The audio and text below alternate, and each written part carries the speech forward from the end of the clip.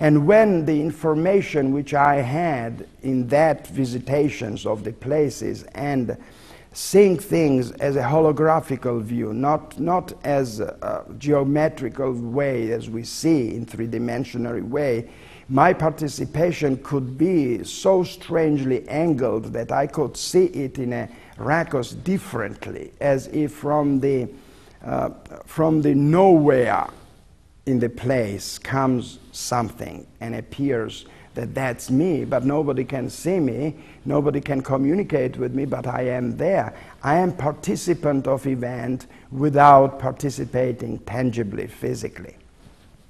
But I can feel it, they can't. I can feel, I can smell, I can see, I can hear, and also I can sense what they are thinking. But it's not only sense, I can see it, and not only as a picture, as a sense itself. And it started very early in my infancy.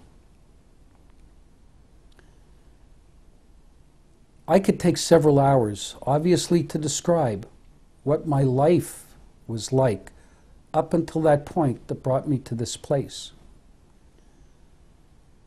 But the most important aspects of that life review, I believe, had to do with my relationship with my dad, or perhaps my non-relationship, if you will.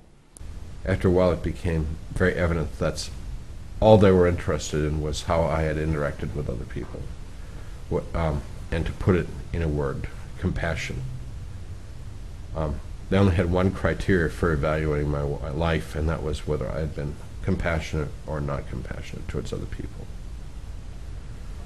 So things started off pretty good as a kid, and then they,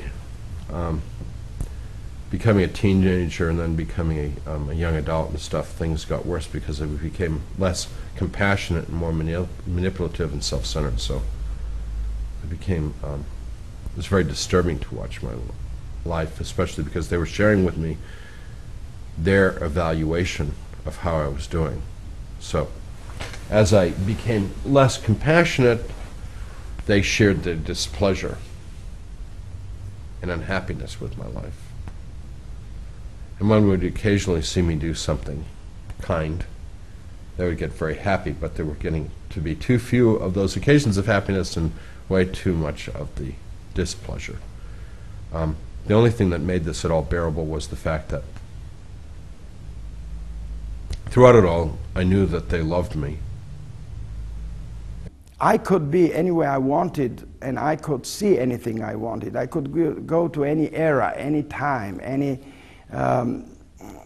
geological, biological, or historical time of humankind. And there is no other bigger reason for us to be on this earth than to live. And then there was another transition. And in that transition, I was suddenly in this beautiful garden setting.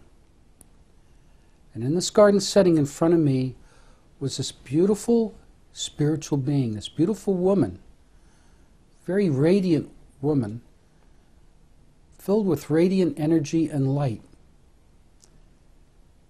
And I realized that this beautiful woman, who became known to me as the Lady of Light, it was a sense of knowingness. I knew her as the Lady of Light. She began to show me a different life for me. At first, what I perceived was to be my future life.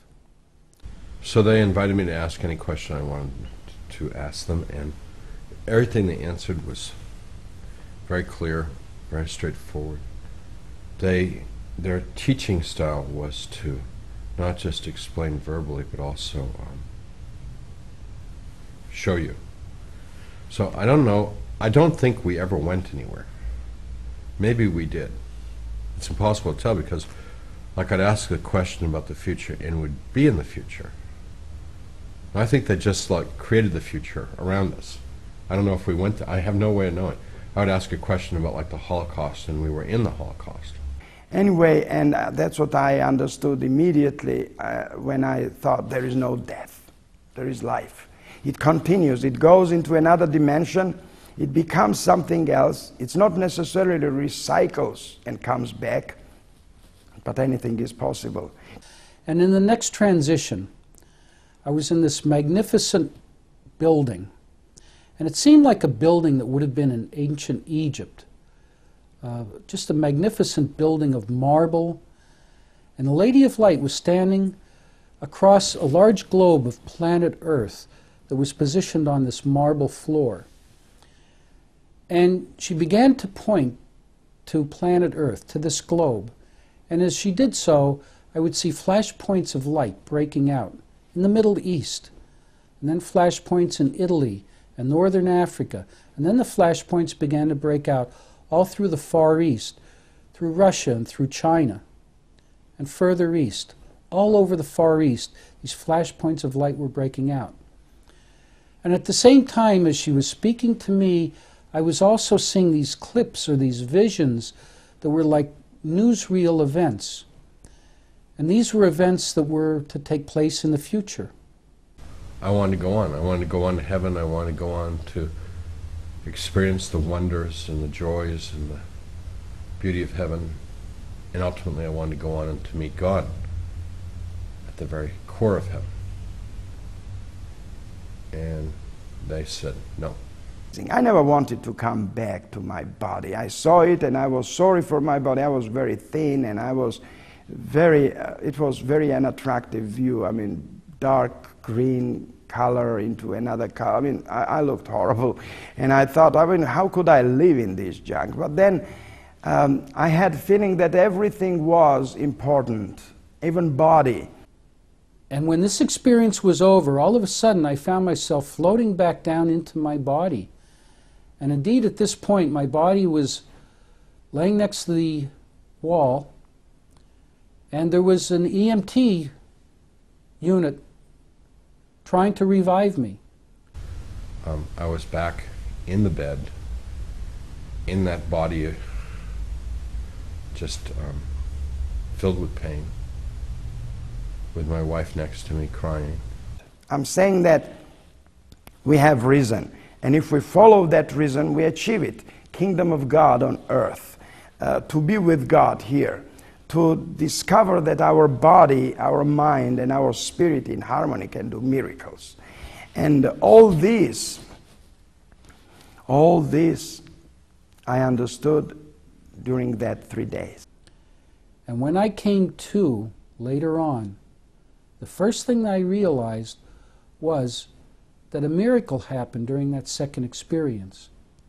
You see, that gnawing feeling that I had inside from the time I was 5 years old, it was suddenly gone. That gnawing feeling, that compulsion to drink, that alcoholism, the act of alcoholism that was part of me, was miraculously taken away during that experience. The difficult thing about it has been, it's not a question about whether people believe my experience or not. I don't really care one way or the other. I mean, it really doesn't matter to me, because like I had my experience, it was real, and whether someone believes it or not, you know, that's up to them. It really doesn't contribute or detract from my life one bit. What I do want people to know about is the reality of God and Jesus Christ. That matters to me a great deal. And I live to evangelize. I live to spread the good news of Jesus Christ. That's what I live for.